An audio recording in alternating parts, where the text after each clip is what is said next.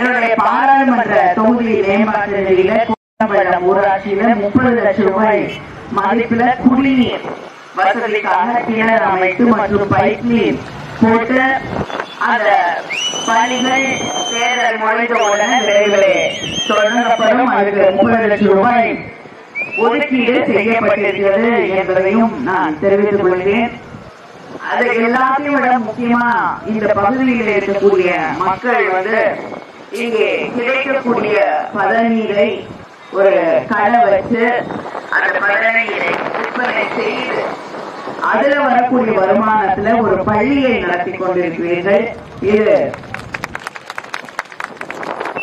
ரொம்ப பெருமையான அற்புதமான ஒரு விஷயம்.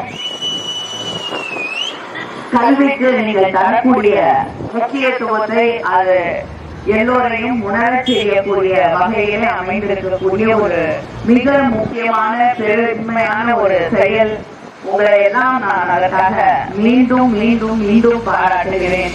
என் நன்றியையும் தெரிவித்துக் கொள்கிறேன். ஏன்னா இந்த பகுதியில் இருக்கக்கூடிய மக்கள் கல்வியுடைய முக்கியத்துவத்தை, அந்த கல்வி இருந்தால்தான் நமக்கு இந்த சமூகத்திலே மரியாதை, வாய்ப்புகள் கிடைக்கும், வேலை கிடைக்கும், இந்த சமூகத்தில் நம்ம உயரக்கூடிய ஒரு நிலை ஏற்படும் என்பதற்கு நீங்கள் புரிந்து கொண்டிருக்கிறீர்கள். காரணம், திராவிட இயக்கம் நமக்கு கல்வியுடைய முக்கியத்துவத்தை சொல்லி தந்திருக்கிறது. திராவிட இயக்கம் நம்ம பிள்ளைங்க படிக்கணுங்கிறதுக்காக இடஒதுக்கீட்டை உருவாக்கி அதை சண்டை போட்டு அந்த உரிமையை நமக்காக வாங்கி தந்திருக்கிறது. ஆனா இன்னைக்கு மத்திய ஒன்றியத்திலே ஆட்சி செய்து கொண்டிருக்கக்கூடிய பிஜேபி கொஞ்சம் கொஞ்சமா இதே உரிமைகளை நம்ம கிட்ட இருந்து பறிக்கணும்னு நினைக்கிறாங்க.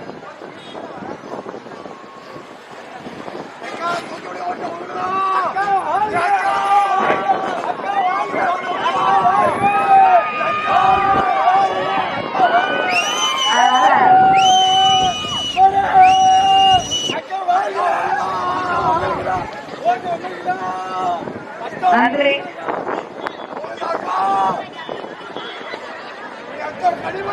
ஒரு நிமிஷம் பேசி முடிச்சிடுறேன். நன்றி நன்றி, பேசி முடிச்சிடறேம்மா, பேசி முடிச்சிடறேம்மா. அதனால நம்முடைய அந்த கல்வி உரிமைகளை கொஞ்சம் கொஞ்சமா எடுத்துக்கிறாங்க. புதிய கல்விக் கொள்கையை கொண்டு வர்றாங்க.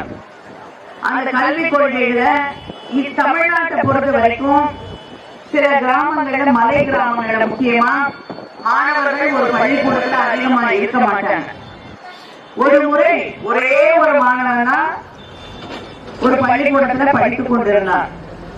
அந்த பள்ளிக்கூடத்தை மூடிடலாம் அப்படின்னு அதிகாரிகள் எல்லாம் சொன்ன போது அந்த மாணவன், ஒரு மாணவனுக்காக நாங்கள் பள்ளிக்கூடத்தை நடத்துவோம் என்று சொன்ன மண் தான் இந்த தமிழ்நாடு. ஒரே மாணவனுக்காக ஒரு பள்ளிக்கூடம் நடத்தப்பட்டது, நடத்தப்படுகிறது.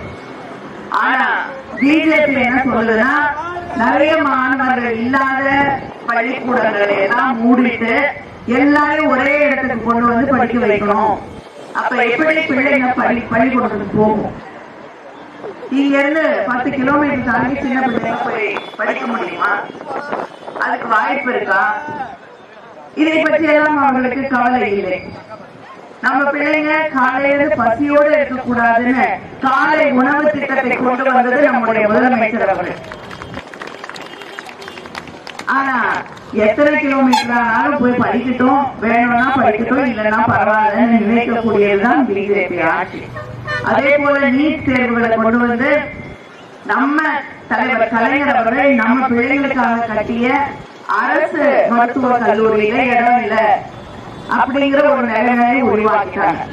புதிய கல்விக் கொள்கை பிஜேபி ஆட்சியில வந்திருந்தா அந்த கல்விக் கொள்கையில பிஎஸ்சி படிச்சாலும் நுழைவு தேர்வு, பிஏ படிச்சாலும் நுழைவு தேர்வு, பிகாம் படிச்சாலும் நுழைவு தேர்வு, என்ஜினியரிங் படிச்சாலும் நுழைவு தேர்வு, அதுவும் வேற பாடத்திட்டத்துல வைப்பாங்க தேர்வு. நம்ம பிள்ளைங்க கல்லூரியில போய் எப்படி படிக்கும்?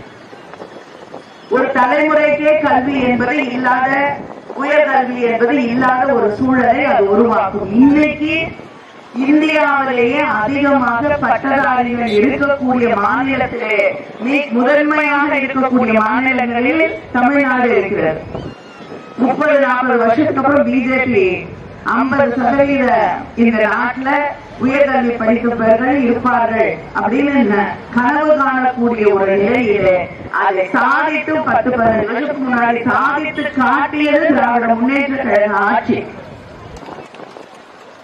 இதையெல்லாம் மாற்றி நம்ம பிள்ளைங்க படிக்காம 100-200 வருஷத்துக்கு முன்னாடி எப்படி இருந்தாங்களோ அப்படியே போய் அடிமைகளாக எந்த உரிமையும் இல்லாதவர்களாக தலைநிமிர்ந்து வாழக்கூடிய ஒரு வாய்ப்பு இல்லாதவர்களாக ஒரு சூழலை அவர்கள் உருவாக்க நினைக்கிறார்கள். இது ஒரே ஒரு உதாரணம் தான். எப்படி நம்மள அவங்க பழி வாங்கணும்னு நினைக்கிறாங்க, நம்ம பிள்ளைகளோட எதிர்காலத்தை இல்லாமல் செய்ய வேண்டும் என்று நினைக்கிறார்கள். இப்படிப்பட்ட ஒரு ஆட்சிக்கு நாம் இடம் அளிக்கலாமா என்று நீங்கள் சிந்தித்து பார்க்க வேண்டும். நம்முடைய பிள்ளைகளுடைய எதிர்காலத்தை நாசம் செய்யக்கூடிய ஒரு ஆட்சி, மத கலவரங்களை உருவாக்கி அதிலே ஓட்டு வாங்கிடலாமா அப்படின்னு தொடர்ந்து நினைக்கக்கூடிய ஒரு ஆட்சி, யாருக்குமே பாதுகாப்பு இல்லாம ஒரு சூழலை உருவாக்கி கொண்டிருக்கக்கூடிய ஆட்சி பிஜேபி என்பதை நாம் மறந்துவிடக் கூடாது. எத்தனை மாநிலங்கள பிரச்சனை, எத்தனை மாநிலங்கள கலவரங்கள். யாராவது பிஜேபி ஆட்சி செய்யக்கூடிய ஒரு மாநிலத்துல நிம்மதியா வாழ்ந்துட முடியாது. மணிப்பூர் யாராவது இன்னைக்கு வரைக்கும் மறக்க முடியுமா? ஆனா பிரதமர் தேர்தல் வந்துருச்சுன்னு மழை வெள்ளத்துக்கு வரல, இப்ப தமிழ்நாட்டிலேயே சுத்தி சுத்தி வராரு. எலெக்ஷன் வந்துருச்சுன்னு ₹1 எத்தனை வீடுகள் அடிச்சு போச்சு, எத்தனை விவசாயிகள் எல்லாம் பாதிக்கப்பட்டது, எத்தனை ஆடு மாடுகளை இழந்தோம், எத்தனை பேருடைய வீடுகள் இடிந்து கீழே விழுந்து. இப்படிப்பட்ட ஒரு சூழல்ல இதுவரைக்கும் ₹1 கொடுத்திருக்காங்களா? பிஜேபி ஒன்றிய அரசாங்கம் நிதியமைச்சர் இங்க வந்தாங்க, வந்துட்டு பார்த்துட்டு போனாங்களே தவிர நமக்கு எந்த உதவியும் செய்யவில்லை. இன்று வரை கொடுக்கப்பட்ட 6000 இருக்கட்டும், இடிந்த வீடுகளுக்கு தரப்பட்ட, வீடு கட்டுவதற்கு தரப்பட்ட 4 லட்சம் ரூபாயாக இருக்கட்டும், ஆடு மாடு இருந்திருந்தால் அதற்கு தரப்பட்ட நிவாரணமாக இருக்கட்டும், மீனவர்களுக்கு தரப்பட்ட நிவாரணமாக இருக்கட்டும், விவசாயிகளுக்கு செய்து தரப்பட்டிருக்கக்கூடிய வியாபாரிகளுக்கு தரப்பட்ட உதவிகளாக இருக்கட்டும், அத்தனையும் செய்தது நம்முடைய திராவிட முன்னேற்ற கழக ஆட்சி, நம்முடைய முதலமைச்சர் முத்துவே கருணாநிதி ஸ்டாலின். இவங்க யாரும் ₹1 கொடுக்கல, தமிழ்நாட்டுக்கு கொடுக்க வேண்டிய நிதியும் கொடுக்கறதில்லை, நிவாரணத்தையும் கொடுக்கிறது. இப்படிப்பட்டவர்களுக்கு இந்த தேர்தலிலே நாம் சரியான பாடத்தை சொல்லித் தர வேண்டும் என்று உங்களை கேட்டுக்கொள்கிறேன். 100 நாள் வேலை, கிராமத்தில் இருக்கக்கூடிய மக்களுக்கு வேலை கொடுக்கணும்னு கொண்டு வரப்பட்ட திட்டம். யாருக்காவது 100 நாள் வேலை கிடைக்குதா? 20 நாள் 25 நாள் வேலை கிடைச்சாலே பெரிய விஷயம் இல்லையா? அதுக்கும் சம்பளம் போட மாட்டாங்க, சம்பளம் ஏறவே இல்லை இல்லையா? அந்த திட்டம் மக்களுக்கான திட்டம் என்பதை மறந்து அது காங்கிரஸ் திமுக ஆட்சியில கொண்டு வரப்பட்ட திட்டம்னு அதை நிறுத்தணும், நிதி ஒதுக்காம நிறுத்தணும்னு நினைக்கிறாங்க. நான் சொல்கிறேன், நம்முடைய முதலமைச்சர் அவர்கள் உறுதி தந்திருக்கிறார்கள், வரக்கூடிய தேர்தலிலே நாம் நிச்சயமாக வெற்றி பெறுவோம். தமிழ்நாட்டில் மட்டும் இல்ல, அங்க டெல்லியிலும் இந்தியா கூட்டணி ஆட்சி உருவாகும். அப்படி உருவாகும் போது 100 நாள் வேலை 150 நாளாக வழங்கப்படும். சம்பளம் ₹400 சம்பளம் வழங்கப்படும் 100 நாள் வேலைக்கு என்பதை நான் மகிழ்ச்சியோடு தெரிவித்துக் கொள்கிறேன். அதே போல கேஸ் சிலிண்டர் வேலை 500 குறைக்கப்படும். இன்னைக்கு 1200 விற்கிறது, 500 குறைக்கப்படும். Petrol ₹75, diesel ₹65. விவசாய கடன் ரத்து செய்யப்படும். மாணவர்களுடைய கல்வி கடன் ரத்து செய்யப்படும்.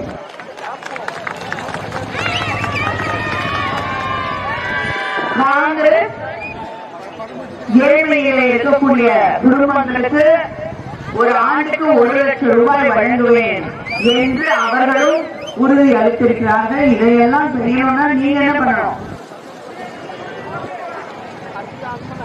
என்னைக்கு தேர்தல்? 19ஆம் தேதி. வாக்குச்சாவடிக்கு யார் கூப்பிட்டாரு? என்னமா